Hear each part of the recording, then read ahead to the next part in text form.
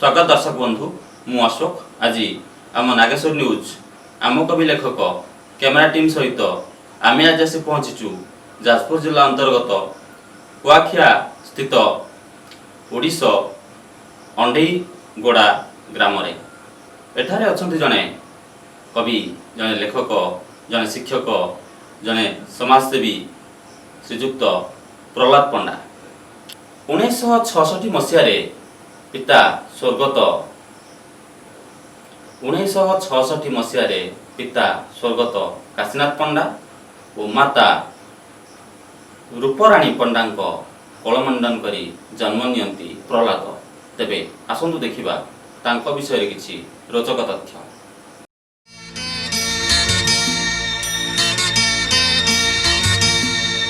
हे समय बयस मोर नेलो चोरे, हे समय बयस मोर नेलो चोरे।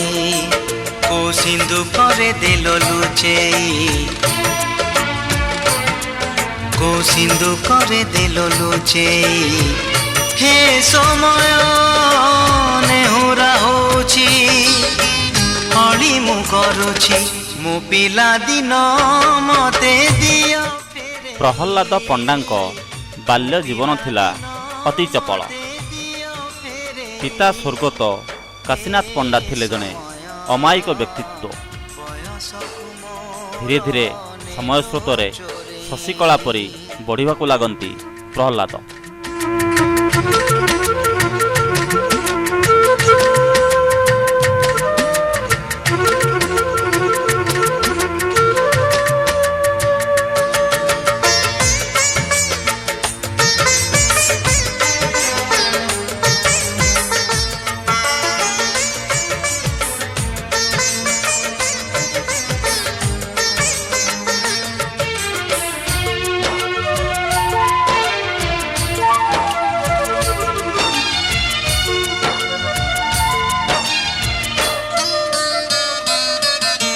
बेत माड़कू डरी बही बसानी धरी लुचिची केबे जाई आंब तोटारे केबे नई पठारे।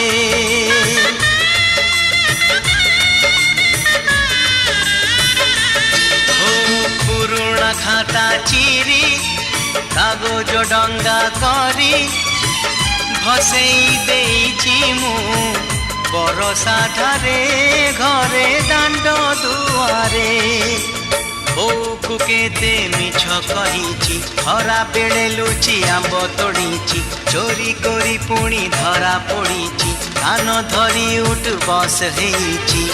हे समय नेहुरा होची हली मु करूची मो दुष्टामी दिन को दियो फेरेई। मो दुष्टामी दिन को दियो फेरेई। हे समय बयस मोर नेलो चोरेई।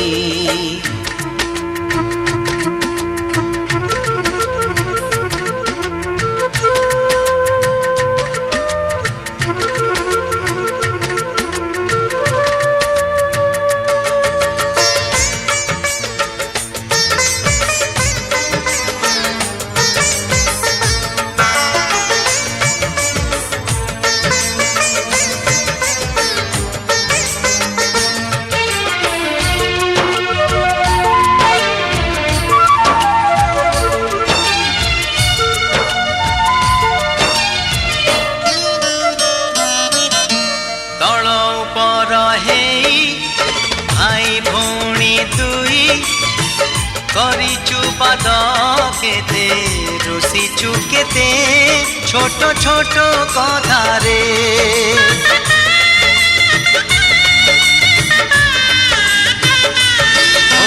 ओ फुसुलेई बापांकु न जणेई नाट देखिबाकु मु लुचि लुचि जाइछि राति अधरे। मामू घरे खरा छुट्टी काटिची गछ उपरू खसी पड़ीची बड़ी पानी रे माछ धरीची बाण फुटेई हाथ पोड़ीची हे समय नेहुरा होची बड़ी मु करुची मुह जिला दिन को दियो फेरेई मुह जिला दिन को दियो फेरेई हे समय बयस तुमोर नेलो चोरेई। से एक कविता लिखिछंती जार शीर्षकर नाँ हेउछि अपराह्न। बारुणी सूर्यर आभा अस्तमित एई एबे बोधे अपराह्न बेल मृत्यु मुद्रारे थिबा मांकड़ हाथ जोड़िला परी गुहारी करुछि मु अपराह्न बादल घोड़ी होइछि मो उपरे ना कथा कहिबार जू अछि ना मथा पातिबार जू अछि बहप गुड़ाक आजी पिंजराबद्ध ता स्फुलिंगर अग्नि विच्छुरण हुए ना टांगरा मालभूमि परी कर्षण हेउनि मु मो भितरे थिबा मुटी एबे निष्प्रभ मो दुर्लभ शरीरटी एबे मो शत्रु मु टीर चिर बशीकरण पंचभूतरे खेलुथिबा मो घाइला मुटी एबे अपेक्षारत स्पर्श करने जीवनर शेष अपराह्न। बेस हृदयस्पर्शी कविताटी कविंकर। से आउ एक कविता लिखिछंती जार शीर्षकर ना तथापि निजर लागू। तो सहित बुलिनी पार्क कि समुद्र कूल कहीं मने पड़ुनी तो सह कथा होइछि बोली क्लास रे पाठ पढ़ा बेले कॉलेज हतारे कि मंदिर बेढ़ारे तथापि निजर लागू मते मु भल पाए तोते सात दीपर अर्घ्य देई हातरे हाथ छंदा जाइने तोर मोर अग्नि को साक्षी रखी सिंदूर टपा पिंधाइनी मु तो सिंथिरे विवाह बेदीरे बाँ डाँ बसिने तुहे तथापि निजर लागू मते मु भल पाए तोते। बेस सुंदर रोमांटिक कविताटीए कविंकर। कला तथा साहित्य जगत को उल्लेखनीय अवदान पाई ओडिशार बहु अनुष्ठान तांको सम्मानित और संबर्धित करिसंती। सेथिमध्यरु संबर्धना पत्र 2019 मसीह मध्ये से पाइचंती। संवाद साहित्य घर तरफरु पुरस्कार 2015 रे से पाइचंती। उत्कलिका तरफरु मध्य वरिष्ठ सारस्वत साधक सम्मान से पाइचंती। राज्यस्तरीय सारस्वत साधक कलाकार संवाद मध्य 2011 रे से मानपत्र पाइचंती। अभिप्सा तरफरु से सम्मानित होइचंती। जाजपुरु पद्मलोचन पाठागार सारस्वत पद्म सम्मान से पाइछंती। विश्व ओडिया प्राज्ञ परिषद तरफरु मध्य 2010-11 रे शताब्दी शिलालेख सम्मान तांको मिलिछि। पुरातन छात्र संसद तरफरु मध्य तांको 1997 मसीह सम्मानित करा जायछि मानपत्र सहित। ये होछि तांको द्वारा लिखित एक शिशु गीत। हसरे पिलाए हस तुमे हसुथिले सभिए हसिबे हसिब तो सारा देश। हसरे पिलाए हस सकाळु सकाळु बिछଣା छाड़िले मने भरी हरस। बहुत सुंदर छोटिया शिशु कविताटीए पिलामानक पई से लिखिचंती। जेहेतु जन शिक्षक से सेथिपई छात्र समाज को छोट पिलामानकु उद्बोधन देवा तांकर एक मौलिक कर्तव्य भी। अनेक पुस्तक मध्य से रचना करिचंती। गुण को चिन्हिबा आस भौरी इत्यादि पुस्तक तांको द्वारा रचित होईछि। हसरे पिलाए हस ये मध्य गोटे शिशु मानक पई एक संकलन। ये मध्य तांकर एक बही तार टाइटल नाम पाई पारु नाहु। गुण को चिन्हिबा आस ये बही शिशु मानक पई मध्य लिखिचंती से।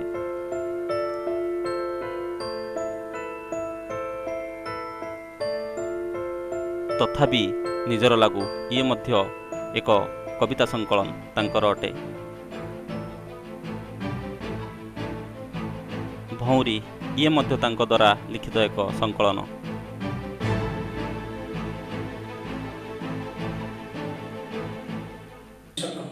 झील को पते सकाळु संजा जाए खोजा पड़े झील को। खोजा पड़े झील को बासी पाउटी गोबर पानी दांत पहरा आ अड़िया गोटा ଡାକ ଛାଡ଼େ ମା ଝିଅକୁ। ଘର ଘରକା ମସଲା ବଟା ରନ୍ଧା ବଡ଼ା ସବୁଥିରେ ଲୁଡ଼ା ଦିଏ ଝିଅ। ଫୁଲ ଚନ୍ଦନର ସମ୍ଭାର ସଜାଡ଼ି ଦିଏ ଝିଅ ଠାକୁମାକୁ, ମହକି ଯାଏ ଠାକୁର ଘର। ଚଉରା ମୂଳେ ମୁରୁଜ ପକା, ହୁଳହୁଳିରେ ହଜେଇ ଦିଏ ବିଜୁକୁ ଝିଅ ତା ସାଙ୍ଗସାଥି ମେଳରେ। ଦ୍ୱିପହରିଆ ଖରାବେଳ ବଢ଼ା ବୁଢ଼ା ଏକାଠି ଖାଇବାର ମିଳନରେ ହସ ଖୁସିର ସମ୍ଭାର ସାଜେ ଝିଅ ପରିବାରରେ। ସଞ୍ଜ ନଈରେ ସଞ୍ଜବତୀ ଧୂପଦୀପରେ ଆହ୍ୱାନ କରେ ମା ବୃନ୍ଦାବତୀକୁ, ତଥାପି କିନ୍ତୁ ରହିଯାଏ ଝିଅକୁ ପଦେ। ଝିଅକୁ ପଦେ, ଝିଅ ପାଠ ପଢ଼ିବୁ, ମଣିଷ ହବୁ, ନାଁ ରଖିବୁ, ଏମିତି ମେଞ୍ଚାଏ କହନ୍ତି ବାପା। ଝିଅକୁ ପଦେ ଘର ଗଢ଼ିବୁ, ସାନ୍ଥଣା ହେବୁ, ମଥା ନଇବୁ, ବୁଝାଏ ମା ତା ଗେହ୍ଲି ଝିଅକୁ ପଦେ। ଶୈଶବ କୈଶୋର ଯୌବନ ଭିତରେ ଚମକୁଥାଏ ଝିଅ। ଚମକୁଥାଏ ଝିଅ ଅମାନ୍ୟ ପ୍ରଜାପତି ପରି। ସ୍ୱାଧୀନତା ଆଳରେ ଗୋଡ଼ ଖସିଯାଏ ଝିଅର। ଅପବାଦରେ ବୁଡ଼ିଯାଏ ତଳକୁ ତଳ।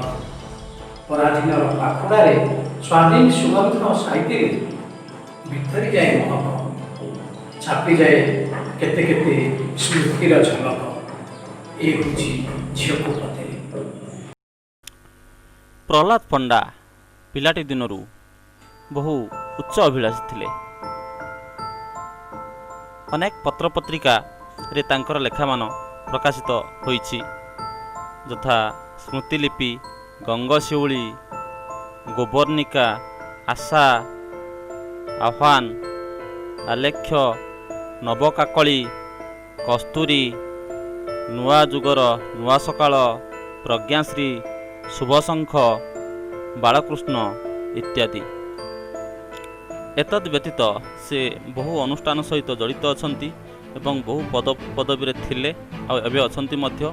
ସେ ଶିକ୍ଷକ ସଂଘ ଓଷ୍ଟା ଜିଲ୍ଲାସ୍ତରୀୟ କାର୍ଯ୍ୟକାରୀ କମିଟି ସଦସ୍ୟ ଯାଜପୁର 2011-2014 ପର୍ଯ୍ୟନ୍ତ ରହିଥିଲେ। ପୂର୍ବତନ ଓଷ୍ଟା ବ୍ଲକ ସମ୍ପାଦକ ମଧ୍ୟ ଥିଲେ 2009-2011 ପର୍ଯ୍ୟନ୍ତ। ରସଲପୁର ବ୍ଲକ ସମ୍ବାଦ ସାହିତ୍ୟ ଘରର ପ୍ରଥମ ସମ୍ପାଦକ ମଧ୍ୟ ସେ 2013-2016 ପର୍ଯ୍ୟନ୍ତ ଥିଲେ। ରସଲପୁର ବ୍ଲକ ମାଧ୍ୟମିକ ବିଜ୍ଞାନ ଶିକ୍ଷକ ସଂଘର ପ୍ରଥମ ସଭାପତି ମଧ୍ୟ ଥିଲେ 2017 ପର୍ଯ୍ୟନ୍ତ। ଏତଦ୍ ବ୍ୟତୀତ ସେ ରୂପାଲି ପତ୍ରିକାର ସମ୍ପାଦକ ଅଛନ୍ତି। ପ୍ରତିଷ୍ଠାତା ତଥା ପ୍ରଥମ ସାଧାରଣ ସମ୍ପାଦକ ସ୍ୱପ୍ନେଶ୍ୱର ସାହିତ୍ୟ ସଂସଦ ଓଡ଼ିଶା।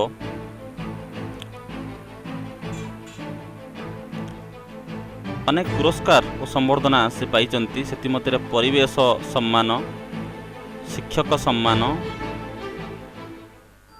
ସାହିତ୍ୟିକ ସମ୍ମାନ, 20ଟିରୁ ଉର୍ଦ୍ଧ୍ୱ ଅନୁଷ୍ଠାନରୁ ସେ ସମ୍ବର୍ଦ୍ଧିତ ହୋଇଛନ୍ତି।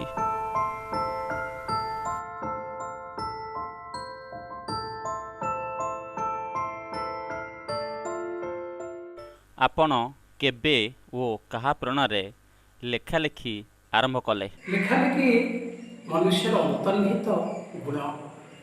ସେ ଅନ୍ତର୍ନିହିତ ଗୁଣର ପ୍ରକମ୍ପିତ ହେଲେ ଶିଶୁଟିଏ ମା ଗର୍ଭରୁ ବାହାରିଲା ପରେ ଗୋଟେ ଲେଖକଠାରୁ ବାହାରି ଆସି କବିତା, ଗଳ୍ପ, ଉପନ୍ୟାସ। ତେଣୁ ମୁଁ ପ୍ରାୟ ହାଇସ୍କୁଲରେ ପାଠ ପଢ଼ିଲା ବେଳେ ମୋର ସାହିତ୍ୟ ପ୍ରତି ମୋହ ଥିଲା ଏବଂ ମୁଁ ଅନେକ ଲେଖା ପାଠ କଲା ପରେ ଚିନ୍ତା କରେ ମୁଁ ଏମିତି ଲେଖିପାରିବି କି। ସେଇଦିନ ଠାରୁ ମୁଁ ମନେ ପଡ଼ୁଛି ଛୋଟ କବିତାଟିଏ ଲେଖିଥିଲି, ତାହା ଗୋଟେ ପ୍ରକାଶିତ ହୋଇନାହିଁ। ସାରମାନେ କିନ୍ତୁ ଦେଖିଥିଲେ, ଖୁସି ଲାଗିଥିଲା। ଏବଂ ପ୍ରରୋଚନା, ଆମେ କଳାକାର ପରିବାରକୁ, ବାପା ମୃଦଙ୍ଗ ବଜାନ୍ତି, ବାପା ମଧ୍ୟ ସାହିତ୍ୟକୁ ଭଲ ପାଆନ୍ତି। ମୋର ମାଙ୍କର ମା, ସିଏ ମଧ୍ୟ ଅନେକ ଭଞ୍ଜ ସାହିତ୍ୟ କଥା, ଗଙ୍ଗାଧର ସାହିତ୍ୟ କଥା, ଅନେକ ଢଗ ଢମାଳି ତାଙ୍କଠାରେ ଶୁଣିଛି। ତେଣୁ ମୁଁ ତାଙ୍କଠାରୁ ପ୍ରେରଣା ପାଇଛି କହିଲେ ଅତ୍ୟୁକ୍ତି ହେବ ନାହିଁ। ଆପଣ ଏଯାବତ୍ କେତେ ଗଳ୍ପ ଓ କବିତା ଲେଖିଛନ୍ତି? କବିତା ତ ମୁଁ ପ୍ରଥମେ ଶିଶୁମାନଙ୍କୁ ଭଲ ପାଏ, ତେଣୁ ମୁଁ ଶିଶୁ କବିତାରୁ ଆରମ୍ଭ କରିଛି। ତେଣୁ ଅନେକ ଶିଶୁ କବିତା ଲେଖିଛି। ସେଥିପାଇଁ 2ଟି ସଂକଳନ ମଧ୍ୟ ମୁଁ ପିଲାମାନଙ୍କ ପାଇଁ କରିସାରିଛି ଏବଂ କବିତା ଆଧୁନିକ କବିତା ପରବର୍ତ୍ତୀ ପର୍ଯ୍ୟାୟରେ ଲେଖିଲି। ଏଯାବତ କବିତା 200ରୁ ଉର୍ଦ୍ଧ୍ୱ ଆଉ ଗପ 40ରୁ ଉର୍ଦ୍ଧ୍ୱ ଗପ ଲେଖିଲିଣି। ଗଳ୍ପ ସଂକଳନଟିଏ ମଧ୍ୟ କରିଛି ଭଉଣୀ ନାମରେ। ଏମିତି ଅବ୍ୟାହତ ରଖିଛି, ଠାକୁରଙ୍କ ଉପରେ ଭରସା କରିଛି। ଆପଣ ଜଣେ ଶିକ୍ଷକ ହୋଇ ମଧ୍ୟ ଲେଖାଲେଖି କରିବା ପାଇଁ ସମୟ କେତେବେଳେ ପାଆନ୍ତି? ଶିକ୍ଷକ ତ ଶିକ୍ଷାଦାନର ମୂଳ ଉତ୍ସ, ମୂଳ ପିଣ୍ଡ କହିଲେ ଅତ୍ୟୁକ୍ତି ହେବ ନାହିଁ। ତେଣୁ ଶିକ୍ଷା ଭିତରେ ମୁଁ ପିଲାମାନଙ୍କର କୋମଳ ମନକୁ ବଖାଣି ପାରିଛି, ତାଙ୍କର ମନସ୍ତତ୍ଵକୁ ବୁଝିପାରିଛି। ତେଣୁ ସେଇଥିପାଇଁ ମୁଁ ଶିଶୁମାନଙ୍କ କ୍ଷେତ୍ରରେ ଆଗେ ଲେଖାଲେଖି ଆରମ୍ଭ କଲି।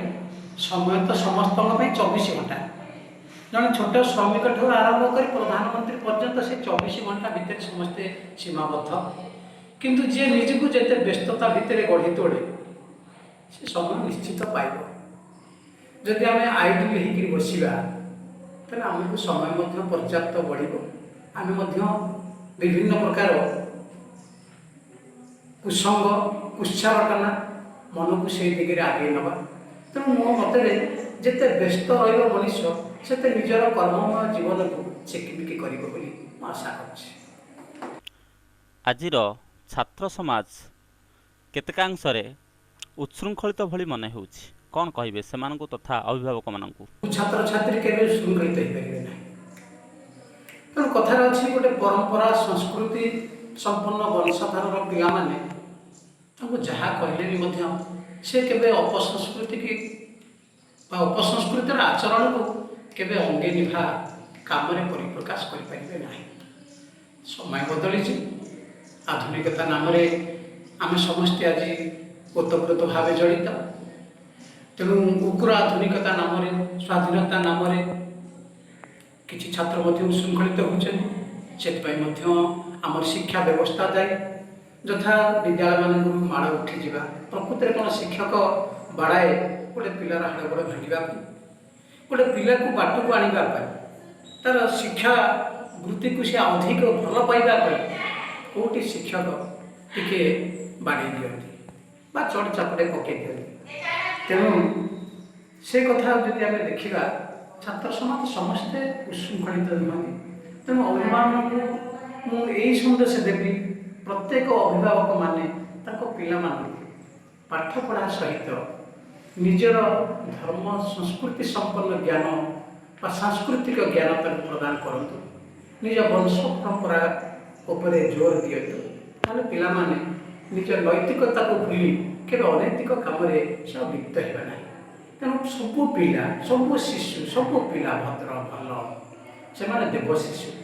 ମାଟି ପିଣ୍ଡକୁ ଯେଭଳି କୁମ୍ଭାର ବିଭିନ୍ନ ପ୍ରକାର ବସ୍ତୁ ତିଆରି କରେ, ସେଭଳି ଆମେ ଶିଶୁଟିଏ ତାର ପାରିପାର୍ଶ୍ୱିକ ଅବସ୍ଥା ପରିବେଶ ଦେଖିଲେ ସେ ନିଜକୁ ସରସ ସୁନ୍ଦର କରି ଗଢ଼ି ତୋଳିବ। ତେଣୁ ଆମେ ପିଲାମାନଙ୍କୁ ଏତେ ଖରାପ ଭାବିବା ଠିକ୍ ନୁହଁ।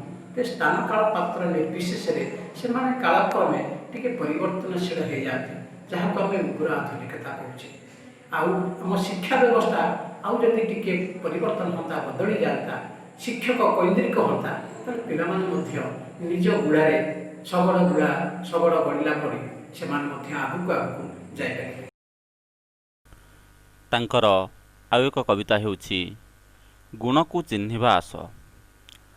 ଖାଉଥିବା ଖାଦ୍ୟ ଲୁଣିଆ ଲାଗଇ, ପଡ଼ିଥିଲେ ବେଶୀ ଲୁଣ, ଗୁଣର ବାସନା ଗୁଣିଆ ଜାଣଇ, ଗୁଣ ଅଟେ ମହାବାଣ।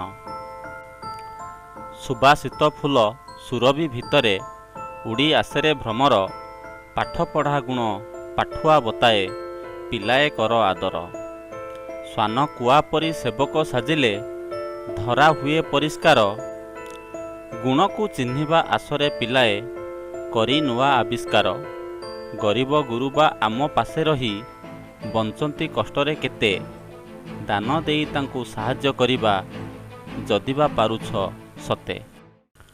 ତେବେ ଶ୍ରୀଯୁକ୍ତ ପ୍ରହ୍ଲାଦ ପଣ୍ଡା ଆପଣଙ୍କୁ ନାଗେଶ୍ୱର ନ୍ୟୁଜ୍ ଓଡ଼ିଶା ତରଫରୁ ଅଶେଷ ଧନ୍ୟବାଦ ଆମକୁ ସହଯୋଗ କରିଥିବାରୁ। ଆପଣଙ୍କର ଚଲାପଥ କୁସୁମିତ ହେଉ, ଏତିକି ଆମର କାମନା। ତେବେ ଧନ୍ୟବାଦ ଜଣାଇ ରହୁଛୁ।